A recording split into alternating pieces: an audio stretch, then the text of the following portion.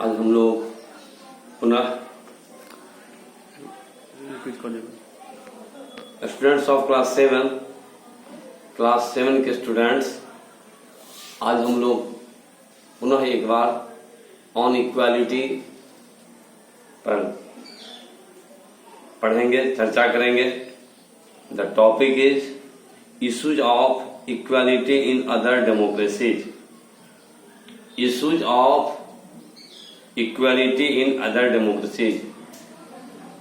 Students, pay attention to the heading of this chapter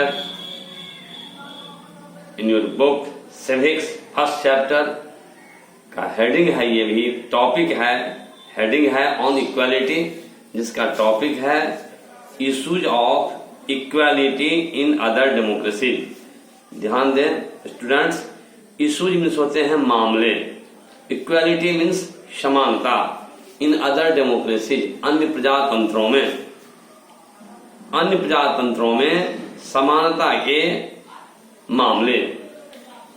in this topic we study about equality and inequality of the other countries. First we studied about equality in Indian democracy। पहले हम लोगों ने प्रजातंत्र में, भारतीय प्रजातंत्र में असमानता के बारे में अध्ययन किया। अब हम लोग कंपैरेटिवली अदर कंट्रीज में, विश्व के अन्य देशों में जहां प्रजातंत्र है, जहां प्रजातंत्र रहे हैं, वहां भी असमानताएं थी, उसके बारे में पढ़ते हैं। So let us come to the topic issues of equality in other democracies. Students, आप ध्यान दें, यदि आप टॉपिक को सही ढंग से समझ जाते हैं तो question based on the heading of the chapter, question based on the topic of the chapter, you will deal easily. यदि आप पाठ बेहतर ढंग से समझ पाएंगे, पाठ के टॉपिक को बेहतर ढंग से समझ पाएंगे, तो उस पर आधारित, उस टॉपिक पर आधारित, उस पाठ पर आधारित प्रश्नों का जवाब बेहतर ढंग से दे सकेंगे। So come to the point, the truth is that in many democratic countries around the world the issue of equality continues to be the key issue around which communities struggle.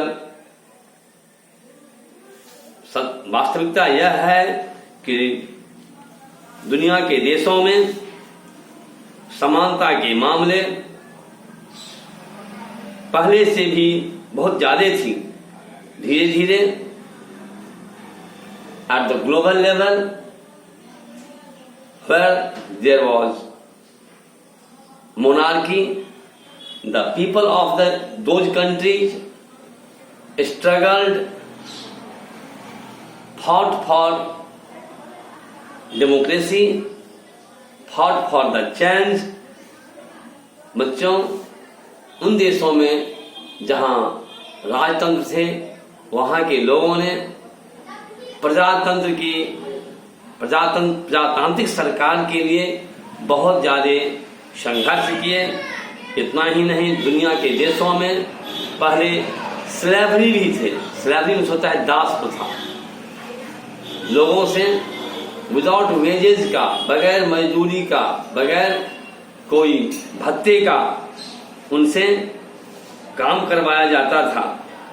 जहाँ की पीरियड्स ऑफ आवर्स फिक्स नहीं थे काम के, जहाँ काम के घंटे भी तय नहीं थे।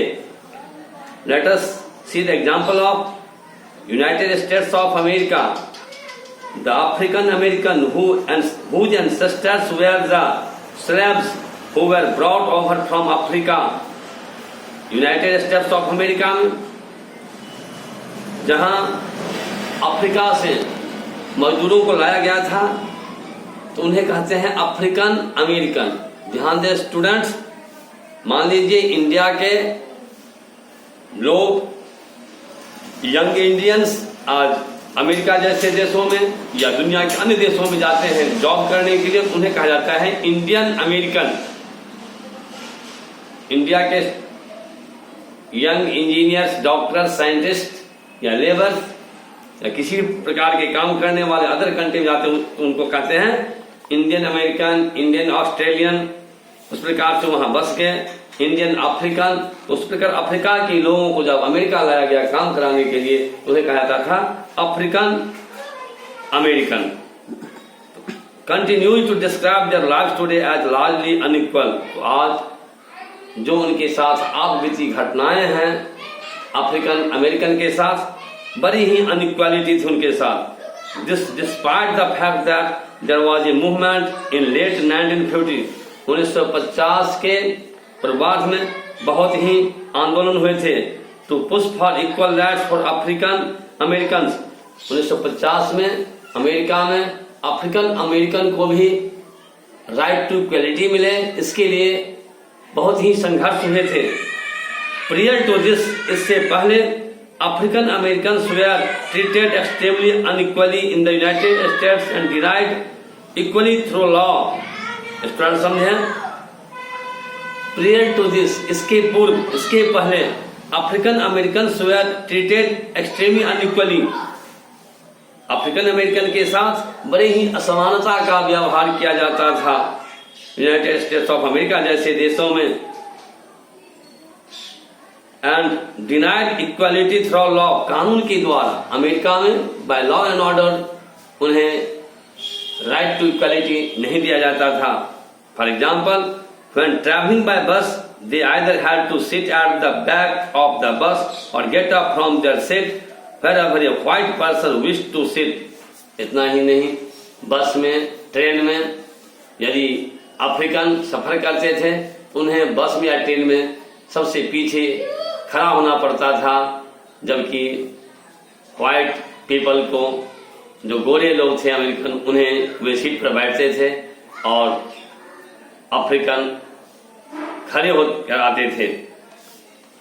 तो there was such an inequality existed in the democratic countries like United States of America.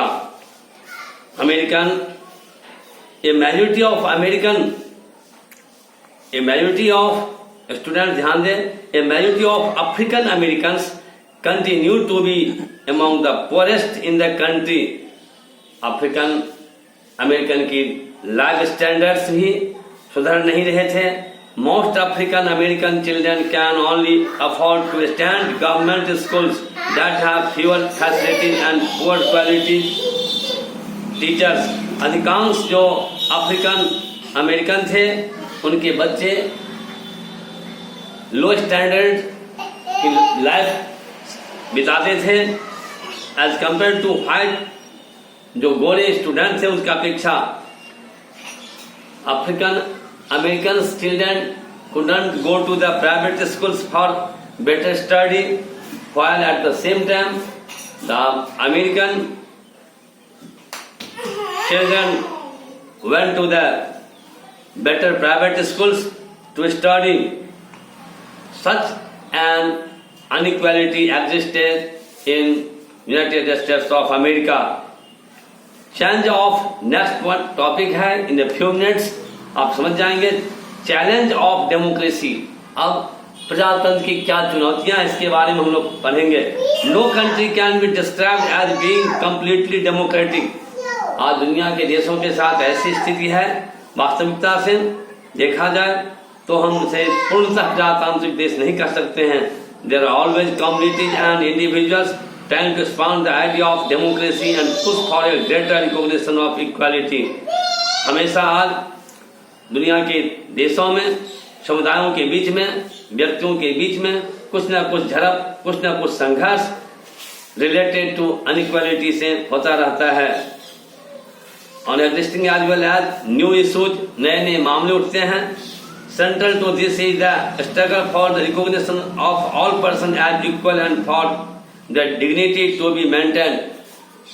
Students, इसका कारण क्या है? संघर्ष का कारण है कि those people who are deprived of right to equality, they struggled for equality. They should have also those facilities, those preferences, those that the other people enjoyed equality. उन लोगों को जो समानताएं मिलती हैं, प्रेफरेंस और प्रिविलेज मिलते हैं गवर्नमेंट के द्वारा, वो उन लोगों को भी मिलना चाहिए जो आज डिप्रिव्ड क्लास हैं, जो वंचित समुदाय हैं. So for this purpose the government has formulated new laws and policies to afford right to equality. All the preferences, all the privileges provided by the government should be also provided to all the people living in the country,